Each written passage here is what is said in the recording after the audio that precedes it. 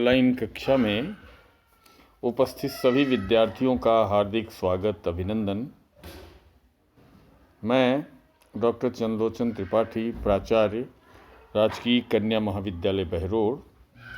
आज हम घनानंद के एक बहुत ही प्रसिद्ध कवित्व की व्याख्या करने का उपक्रम करूँगा। जैसा कि आप सभी को विदित है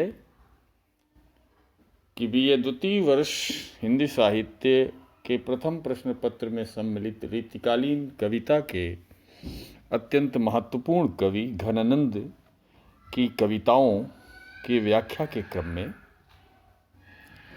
के क्रम को आज हम आगे बढ़ाएंगे। और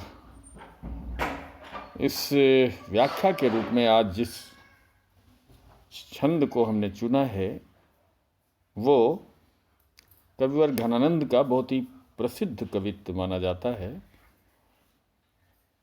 उस कवित्व के पाठ के लिए हम एकाग्र हों। अति सूधो सनेह कुमारग है, जहने कुसयानप बांक नहीं। तहाँ सांचे चले तजी आपुन पो, झझके कपटी जे निशांक नहीं। घन आनंद प्यारे सुजान सुनो, इत एक ते दूसरो आंक नहीं। तुम कौन धो पाटी पढ़े हो लला, तुम कौन धो पाटी पढ़े हो लला। मन लेहु पे देहु छटाक नहीं। इसके उपरांत इस कवित्व पाठ के बाद मैं कोशिश करूंगा कि इसकी व्याख्या और व्याख्या की पद्धति के अनुसार इसकी व्याख्या पर आप सभी लोग एकाग्र हो। व्याख्या के क्रम में सबसे पहले संदर्भ पर विचार करें। संदर्भ कुछ इस तरह से लिख सकते हैं। प्रेम की पीर को ही रचनात्मक परिणति देने वाले, अनुभूति की प्रामाणिकता और भाषा की लाक्षणिकता की दृष्टि से रीतिमुक्त काव्यधारा अर्थात स्वच्छंद काव्यधारा के, स्वच्छंद भावधारा के अनूठे कवि घनानंद द्वारा रचित इस छंद, ये छंद उनके घनानंद कवित्व संग्रह से आग्रहित है।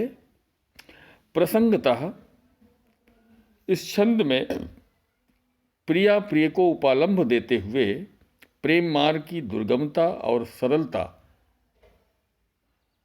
यहाँ पर प्रिया प्रेम मार्ग की दुर्गमता और सरलता बताते हुए अपने प्रिय को उपालंभ दे रही है। अब हम इसकी व्याख्या पर पूर्णतः एकाग्र हों। पहली पंक्ति देखें कि अति सूधो स्नेह को मार्ग है। कविवर घनानंद कह रहे हैं कि स्नेह का मार्ग इतना सीधा है, सूधो इतना सीधा सरल है, जहाँ नेकु सयानप बांक नहीं, जिसमें नेकु माने थोड़ा, जिसमें किसी भी प्रकार के सयानप माने सयानेपन अर्थात चतुराई, बांक कुटिलता, बांकपन के लिए स्थान नहीं है, कोई जगह नहीं है। घनानंद इस छंद की इस पहली पंक्ति के माध्यम से संकेत करना चाहते हैं कि प्रेम मार्ग जितना ही दुर्गम है उतना ही सीधा, सच्चा, सहज और सरल है। इस मार्ग पर आगे बढ़ने के लिए, प्रेम मार्ग पर चलने के लिए नेक माने जरा सी भी चतुराई, व्यवहार बुद्धि, सांसारिक व्यवहार बुद्धि अर्थात कुटिलता के लिए कोई स्थान नहीं है। आगे वो संकेत करते हुए कहते हैं उस मार्ग पर सच्चे स्नेही चल पाते हैं। तहाँ सांचे चले तजी अर्थात सच्चे स्नेही इस मार्ग पर चल पाते हैं, और वे स्नेही चल पाते हैं तज आपुन पो, जिन्होंने अपना आपुन पा तज दिया है, जिन्होंने अपने अहंकार, अपनेपन के बोध को पूरी तरह छोड़ दिया है। जो कपटी हैं, कपटी जे निशांक नहीं, जो कपटी हैं, कुटिल बुद्धि वाले हैं, अतः निशंक नहीं हैं, निडर नहीं है, वो सीधे सच्चे मार्ग पर चलने से झिझकते हैं। झझके कपटी जे निशांक नहीं। घन आनंद प्यारे सुजान सुनो, वो इसलिए झिझकते हैं कि वे कुटिलाई के अभ्यस्त हैं, वक्रता के अभ्यस्त हैं, अतः वे सच्चे सरल मार्ग पर चल ही नहीं सकते। ऐसा घनानंद का सुदृढ़ विश्वास है। आगे प्रिया प्रिय को संबोधित करती हुई कह रही है कि हे सघन आनंद देने वाले घन आनंद प्यारे सुजान सुनो। ए प्यारे सुजान सुने, क्या कह रही है कि हे सघन आनंद देने वाले और सब कुछ अत्यंत कुशलता से समझने वाले सुजान प्रिय। यहां पर व्यंग्यार्थ यह है कि तुम सब जानते हो, ए प्रिय तुम सब जानते हो, फिर भी कहना इसलिए पड़ता है कि तुम जानते कुछ और हो, आचरण कुछ और करते हो। सुनो, यहाँ इत माने इस प्रेम मार्ग में केवल एक अंक है, दूसरा अंक है ही नहीं। घन आनंद प्यारे सुजान सुनो, इत एकते, अर्थात इस प्रेम मार्ग में इत एकते दूसरो अंक नहीं, यहाँ एक ही अंक है, दूसरा अंक है ही नहीं। अर्थात यहाँ पर प्रेमी और प्रिय का व्यक्तित्व एक हो जाता है। यहाँ अपने व्यक्तित्व को प्रिय के व्यक्तित्व से अलग रखने की बात चल ही नहीं सकती। कहा जा सकता है कि कबीर ने जिस प्रेम के मार्ग को, प्रेम को ढाई आखर कहा, उसको घनानंद ने एक अंक में सिमेट दिया है। अर्थात इस प्रेम मार्ग पर प्रिय और प्रेमी दोनों एक ही बिंदु पर सिमट आते हैं। अतः ऐसे सीधे सच्चे, अतः इस प्रेम मार्ग पर सीधे सच्चे लोग ही आगे बढ़ पाते हैं। चालाक, चतुर, कपटी लोगों के लिए यहाँ कोई स्थान नहीं है। अर्थात वो उपालंब देते हुए अपने प्रिय से कह रही है कि यहाँ चालाकी नहीं चलने वाली। और आगे कहती, तुम कौन धो पाटी पढ़े हो लला। ये सुजान प्रिय जो सबका मन ले लेता है किंतु अपना किसी को नहीं दे देता। एक तो ये अर्थ हुआ।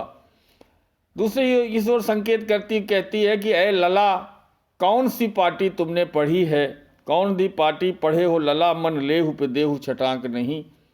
ये चतुर, अर्थात ये चतुरता, ये चतुराई तुमने कहाँ सीखी है कि दूसरे का मन लेकर अपना छटांक भी नहीं देते हो।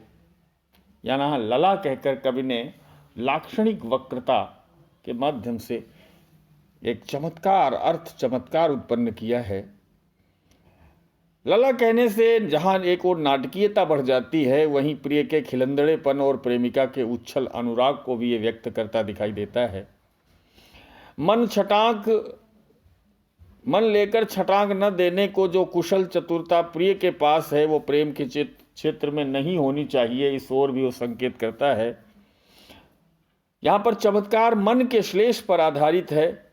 आप जानते हैं कि छटांग का अर्थ एक शेर का 16वां भाग, प्रलय के क्षेत्र में छटांग का अर्थ एक दूसरा अर्थ निकलता है कि ऐ प्रिय, छठा से अर्थ शोभा का अंक, झलक न देने का संकेत, कि तुम अपनी तो झलक नहीं देते और अपनी प्रिया को तो देख लेते हो, उसका मन तक हर लेते हो, लेकिन अपनी झलक तक नहीं देते।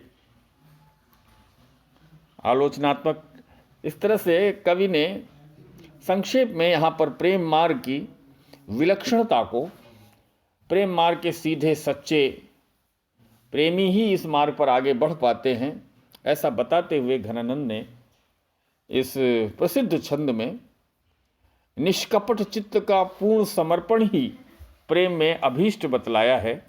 आलोचनात्मक टिप्पणी के रूप में यदि विचार करें तो इस घनानंद के इस प्रसिद्ध छंद में प्रेम मार्ग की विलक्षणता का उत्कट गहन भावानुभूति के साथ चित्रण किया है। साथ ही कवि ने जिन मन और छटांक, इन दो अर्थों में जिस श्लेष का प्रयोग किया है, उससे काव्य का जो चमत्कार है, काव्य के अर्थ चमत्कार, कविता में एक विशेष प्रकार का अर्थ सौष्ठव उत्पन्न करता है। लला कहने से, कौन दी पाटी पढ़े हो लला कहने से, जैसा कि पहले भी कहा जा चुका है कि यहाँ पर नायक के खिलंदड़ेपन को लला कहने से, नायक के चतुर खिलंदड़ेपन को एक तरह से उपालंब देने के लिए लला बहुत ही युक्त प्रयोग है कवि द्वारा किया गया। दूसरी ओर इस ओर भी आवश्यकता है, जब वो छटांक कहता है कि प्रेम मार्ग में ये लेन देन से जुड़ा नहीं होता और प्रेम मार्ग में चतुराई के लिए, कपटीपन के लिए, यानी बांकपन के लिए कोई जगह नहीं। कुल मिलाकर कबीरानंद के इस प्रसिद्ध छंद में भाव, भाषा और शिल्प की दृष्टि से तो ये एक अत्यंत निखरा हुआ छंद है ही। इसमें भाषा की भी जहाँ एक नूतन गति और स्निग्ध प्रवाह दिखाई पड़ता है, वहीं कवि ने मन और छटाक इन दो शब्दों के द्वारा जिस अर्थ चमत्कार को उत्पन्न किया है, उससे अपने अर्थ सौष्ठों में भी ये छंद बहुत सघन अर्थ की प्रतीति कराता हुआ अनुभूत होता है। मैं समझता हूँ कि इस तरह व्याख्या का यह क्रम आगे भी यूं ही जारी रहेगा और घनन को इसी तरीके से आप बेहतर ढंग से समझने, परखने का प्रयास करते रहेंगे। आज सब ने आज के इस व्याख्यान को पूरे मनोयोग और धीरज के साथ सुना। इस सब के लिए आप सबका बहुत बहुत धन्यवाद।